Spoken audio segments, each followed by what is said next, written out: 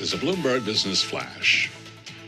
Charlie Pello, thank you so much. We appreciate that. Lisa Mateo, Paul Sweeney, we're live here in our Bloomberg Interactive Broker studio. We're streaming live on YouTube as well, so go check us out there. When I got my first job on Wall Street in 1986, I mailed letters, snail mail, to every investment bank on Wall Street.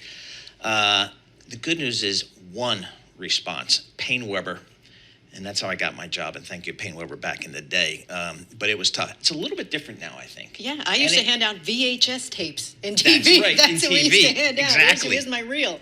There's your reel. It's changed. It's changed a little bit today. And I actually think it's even beyond LinkedIn, which has been really, really big. There might be some AI involved, because why not? Because AI is in every other part of our life, supposedly.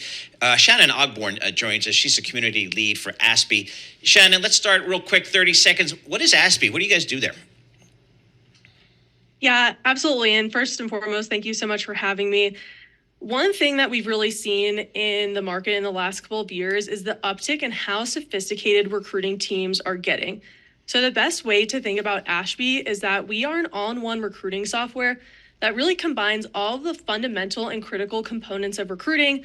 So we're thinking about sourcing and outreach, advanced scheduling, customizable data analytics, and we're putting all of those into a single platform where recruiting teams can really create that sophisticated and streamlined process, which enables recruiting teams to hire the right people for the right role at the right time and do so really efficiently. And AI is one of those ways where you can kind of reach more people. Can you have any examples of how this technology actually did improve hiring? Yeah, of course. AI is such a hot topic right now. And I think the most important thing for us is that we're taking a very thoughtful approach to AI instead of just implementing AI for AI's sake. We're focusing on what AI can do really well today, which for us is where recruiters are using a lot of text. So we're talking here about personalized outreach as an example. In a previous world, and I know this from my experience in recruiting, a recruiter would identify a candidate on, say, a platform like LinkedIn, like you guys were mentioning, and they would spend several minutes personalizing the message for higher response rates.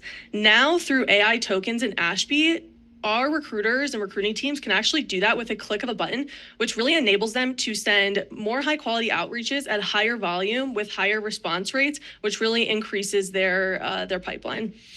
So what are the trends you're seeing in recruiting these days? Again, we got some jobs data today that showed that the jobs market's still pretty robust out there. Absolutely. So there's a couple of things here, and all of these insights from Ashby can be found at ashbyhq.com/blog. But the first thing is that, and this is dependent on our data, which is mostly utilizing, or mostly VC-backed companies use us, and then some IPO'd companies. But we actually saw a decrease in roles this year, but now we're starting to trend upward, which is great. The second thing is that there has been an increase in inbound application volume by 178%. So that's really huge. The third thing is that through our conversations with executives, recruiting teams, hiring managers, quality of hire is more important than ever. The implications of these trends are that recruiters are actually doing more for each incremental hire. And what this means, especially with the sentiment that came out today of hiring really picking up in 2024, is companies need to start thinking about putting recruiters at the head of their hiring plan. Because without an appropriately staffed recruiting team, hitting those important hiring targets is going to prove extremely difficult. So companies really need to think about taking these trends and implementing them into their hiring plan. How is the talent landscape? How is that evolving in 2024?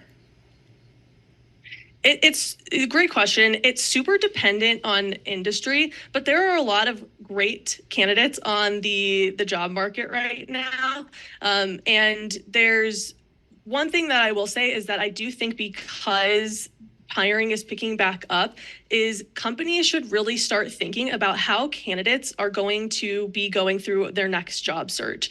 So one thing that we found from our data is that after 60 days in process, candidates are exponentially more likely to drop off or decline an offer. So no matter what the landscape looks like and what the talent landscape looks like and who's on the market, there are things that employees are looking for in this job market that companies need to adapt to hire the best talent. Are employees, are they staying longer or shorter in jobs, or has there been any change in that over the years?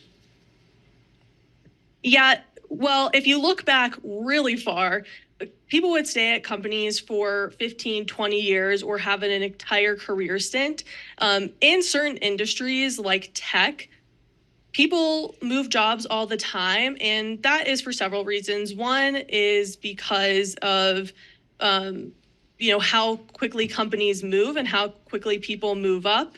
And then the other thing is that the market can be really tough for places like tech, which we've been seeing as of late. So yeah, that's what I would say is the most relevant thing there, and what's shortening the gap in how long of a tenure people have at companies. And another trend, recruiting on social media. Is that going to be continuing as well?